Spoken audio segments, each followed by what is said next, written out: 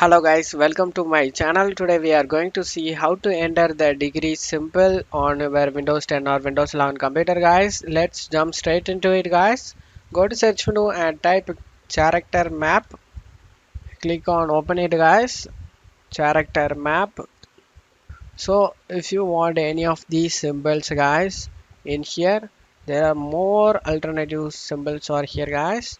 Arial, or you can select this drop down and select any of these items.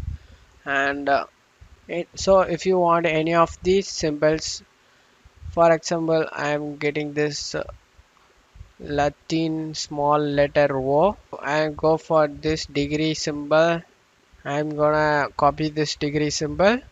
You just need to select the symbol if you want it and select it, and now click on copy it. And now you just need to search for notepad for example, and now you can type any of these numbers and you just need to paste the letter guys. That's how you get the degree over here. You can use any numbers to form a degree like this, and there are more symbols guys in here. You can search for it, and you want it, you can easily copy it guys. Just want to click on it and select it, and now click on copy it, and now paste it in here guys. And that's all you have to do it guys. That's it for today's video guys. Give me a like and subscribe. Thank you.